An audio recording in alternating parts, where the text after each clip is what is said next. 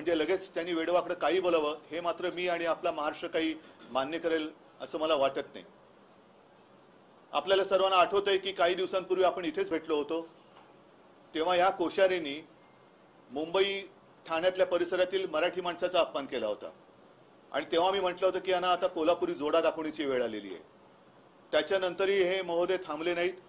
त्यांनी आता छत्रपती शिवाजी महाराजांचा एक जुन्या काळातला आदर्श, त्याच्यावरती आमचे कोल्हापूरचे जिल्हा प्रमुख चांगले म्हणालेत की बाप हा बाप असतो, तो जुना आणि नवा कसा काय म्हणणार तुम्ही। त्याच्यामुळे आदर्श हा आमचा आहेच, ते आमचं दैवत आहे। हळूहळू मला असं वाटते की ही जी काही शक्कल आहे ती केवळ या राज्यपालांच्या काळी टोपीतून आलेली नाहीये, त्याच्या मागे कोण आहे, या सडक्या मेंदूच्या मागील मेंदू कोण आहे हे सुद्धा शोध घेण्याची वेळ आलेली आहे। कारण हळुवारपणाने महाराष्ट्रातल्या आदर्शांचा अपमान करायचा, सावित्रीबाई फुलेंबद्दल पण असेच बोलले होते, पण आपण तेव्हा जाऊ द्या असं होतं कधी कधी, जाऊ द्या असं होतं कधी कधी,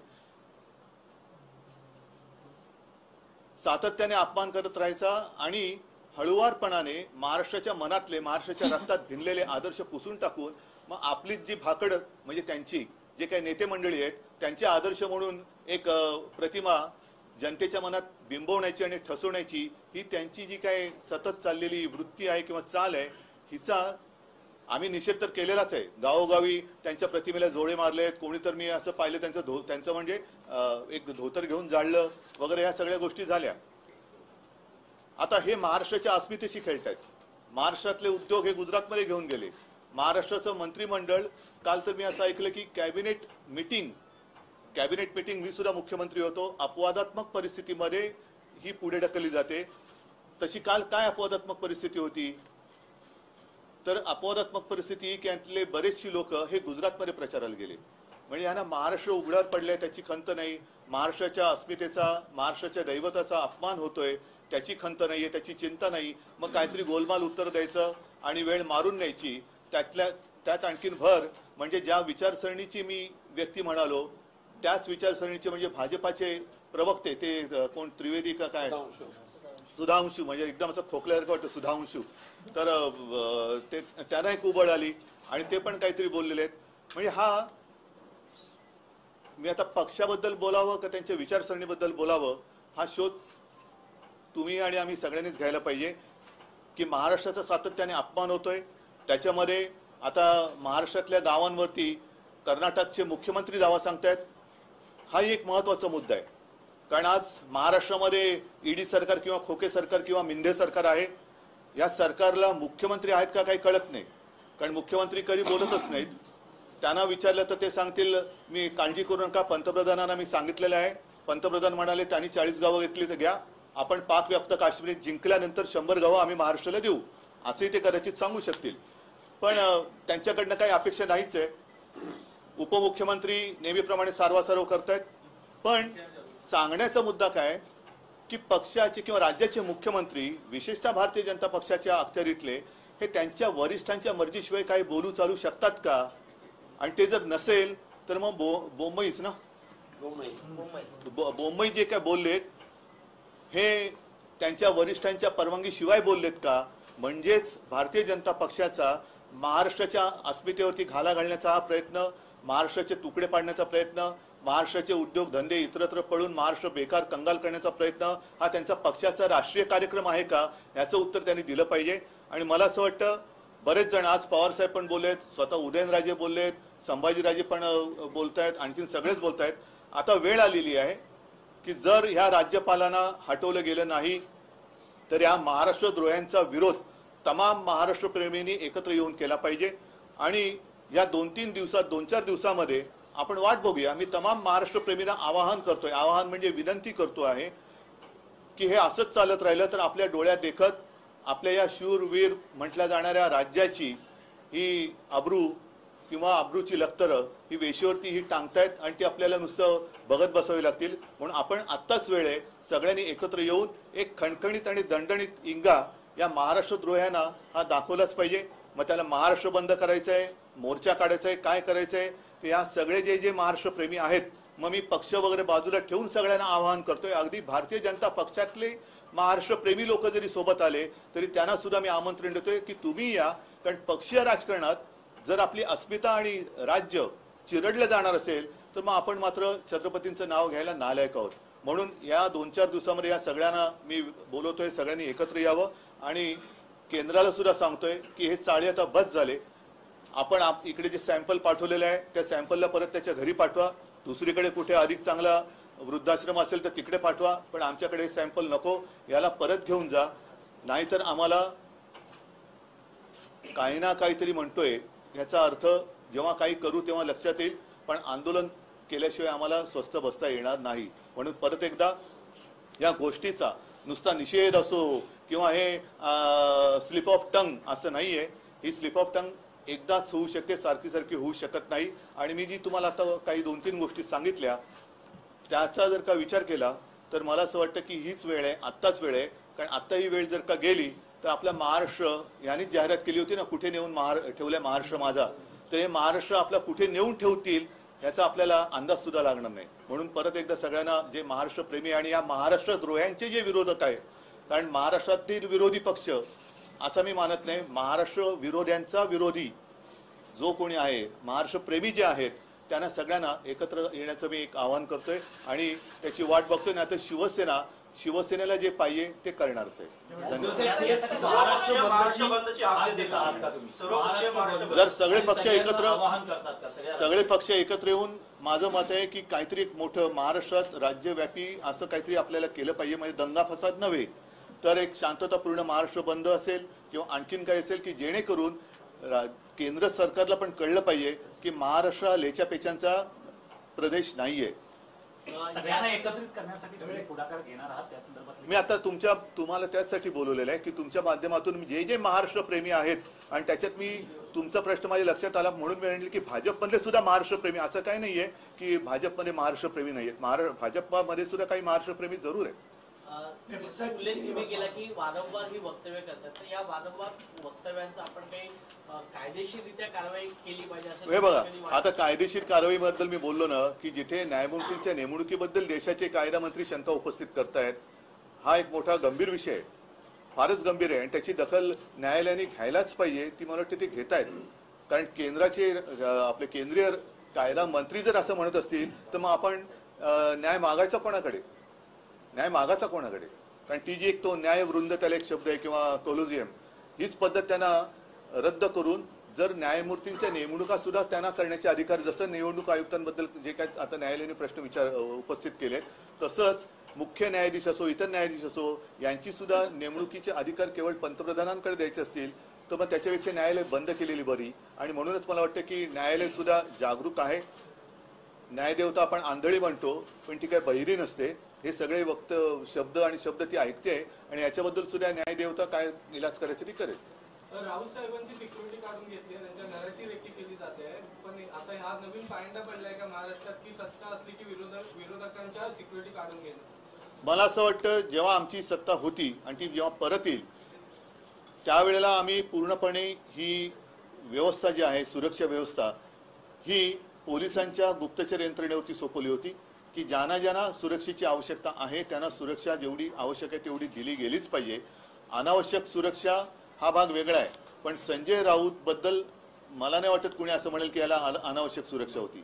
पण जिथे संजय राऊतांच्या वाईटावरतीच टपलेली लोक आहेत तिकडे सुरक्षा काढल्यानंतर जर काही घडणार नाही, पण घडलं तर ती जबाबदारी त्यांची राहील.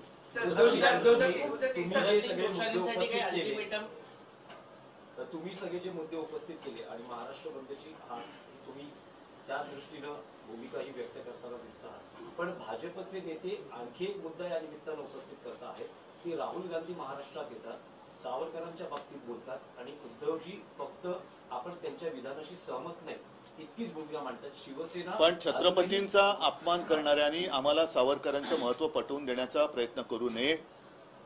आणि म्हणून मला असं वाटतं की सावरकरांचा अपमान झालं होती, आम्ही सुद्धा गप्प राहिलो नाही. मी तत्काळ प्रेस घेऊन त्यांना सांगितलं, नंतर राहुल गांधींनी तो विषय टाळला. मात्र त्यावेळेला जसे हे अंगावर आले होते तसे अंगावर यांच्या का नाही जात? आता कोणालाही जोडे मारणार? नाही, मला एक फक्त नाही मी सांगतो, साहेबांनी जे सांगितलंय त्याच्यावरती तुमचं एक फक्त जोडतो की उद्धवजींनी तर इशारा दिलाच होता, पण शिवसेनेकडून महाविकास आघाडीला तडे पडतील असं स्वतः बोललेले. हा, म्हणजे हे शिवसेना पक्षप्रमुखांच्या वतीनं बोललोय की आम्हाला परवा नाही, अशा प्रकारच्या वक्तव्यामुळे महाविकास आघाडीला तडे पडतील, ऐक्य धोक्यात येईल आणि मी सहन करणार नाही, एवढी ठाम भूमिका माननीय पक्षप्रमुखांनी घेतलेली आहे. तशीच भूमिका आता या मिंदे गटाने घ्यावी. राज्यपालांसाठी काय अल्टिमेटम आपण देणार आहात की मी आता सांगितलं ना तुम्हाला की येत्या 2-4 दिवसामध्ये आपल्याला हा विषय तडीस न्यावा लागेल आणि तोपर्यंत जे जे महाराष्ट्र प्रेमी आहेत, जे जे शिवछत्रपती प्रेमी आहेत, फुले प्रेमी आहेत, त्या सगळ्यांनी, कारण छत्रपती शिवाजी महाराज झाले नसते तर हे कोश्यारी बुवा किंवा ते काय मगाशी मग काय बोलतो सुधांशू, ते कुठे असते आणि कोणत्या वेशात असते याचा पत्ता लागला नसता.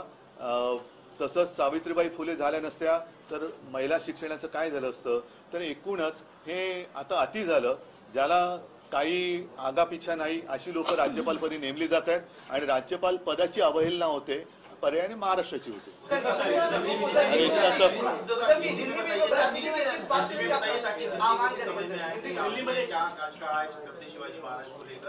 नहीं, मैंने जैसे अभी अभी कहा कि पिछले कुछ दिनों में हम लगातार ये देख रहे हैं कि महाराष्ट्र का अपमान होते जा रहा है.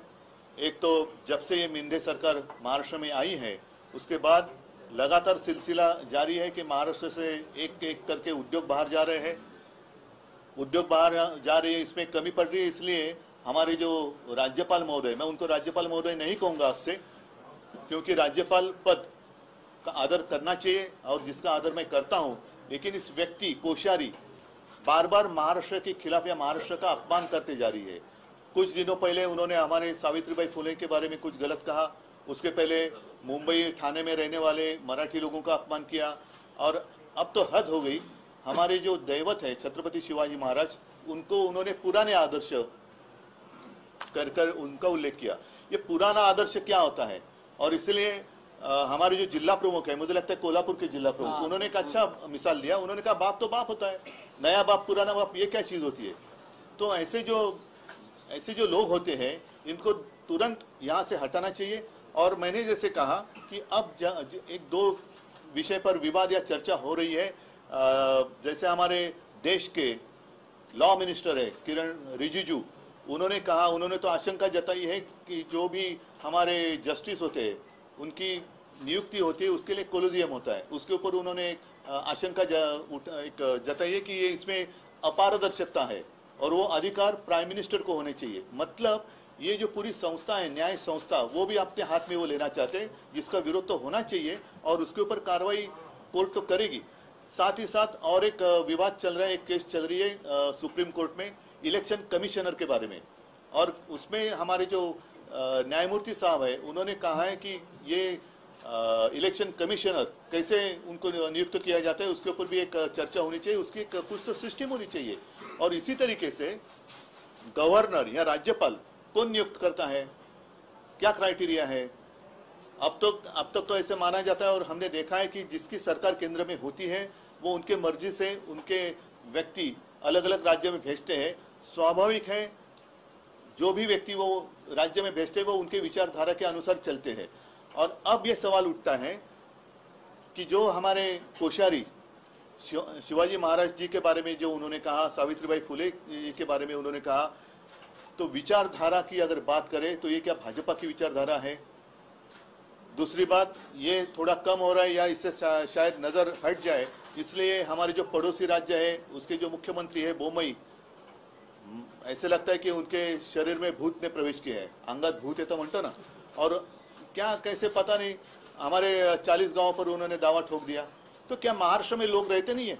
महाराष्ट्र में क्या हिम्मत नहीं रही? बाकी महाराष्ट्र का स्वाभिमान वगैरह हमने कुछ छोड़ दिया, और ये ऐसे कोई भी आएगा और हमारे खिलाफ कुछ भी बकते चले जाएगा, ये अभी बर्दाश्त नहीं होगा.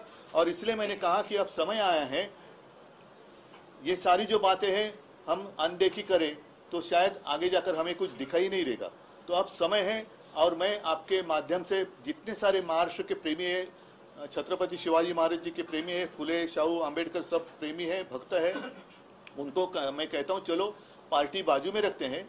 अगर हमारा राज्य रहेगा तो हम रहेंगे. देश तो बड़ा है, देश तो रहना ही चाहिए, लेकिन राज्य की अस्मिता, राज्य का स्वाभिमान, उसको अगर ठेस पहुंचती है तो हमें इकट्ठा आकर उसका विरोध करना चाहिए. और कुछ दिन इंतजार करेंगे, 2-5 दिन इंतजार करेंगे. अगर ये जो पार्सल है वो आया था अमेजोन से, वो अमेजोन से वापस जाए तो अच्छा है, नहीं तो उसको वापस भेजना पड़ेगा और नई कोई काबिल व्यक्ति महाराष्ट्र में इस स्थान पर आनी चाहिए।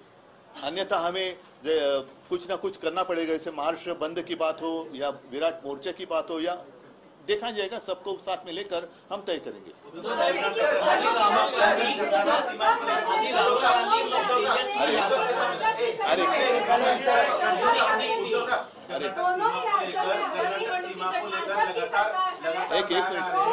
एक मिनट ऐका ना, अब केंद्र में और नहीं एक मिनट दोहराइए जरा। मुख्यमंत्री लगातार बयान दे रहे हैं, राज्य और केंद्र में दोनों जगह बीजेपी की सरकार है।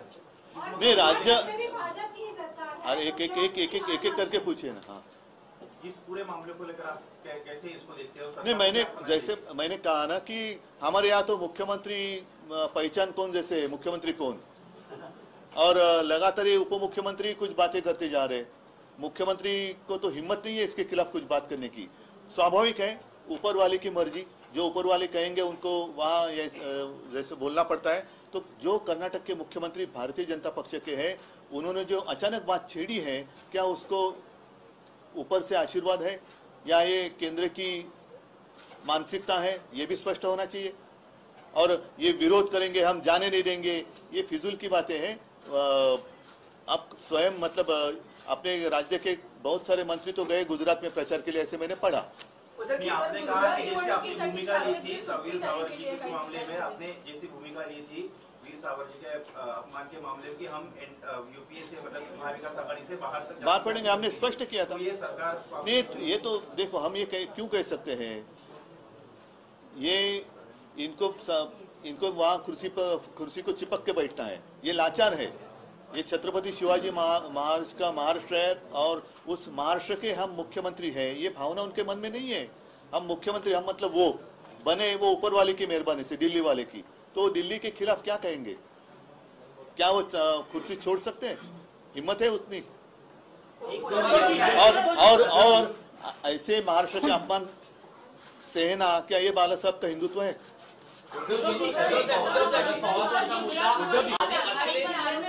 सुट्टी जाहीर करण्यात आली आहे त्याविषयी नाही, मला कळतच नाही की हे महाराष्ट्राचे मुख्यमंत्री आहे, महाराष्ट्र सरकार आहे का गुजरात सरकार आहे।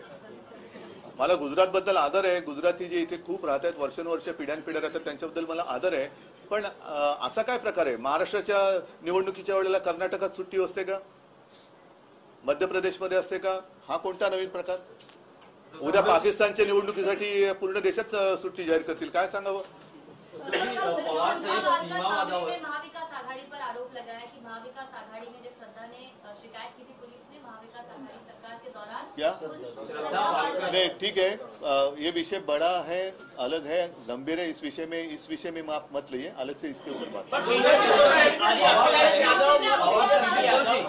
आधी राहुल गांधी, मग तेजस्वी यादव आणि आता अखिलेश यादव यांची भेट आदित्य ठाकरे। अखिलेश यादवचं वगैरे अजून पुढे जाहीर नाही केलेलं आहे, पण मला असं वाटतं की आजची ही प्रेस कॉन्फरन्स मी बोलले तेवढ्या पुरती सीमित ठेवूया, त्याच्यानंतर सुद्धा जे विषय असतील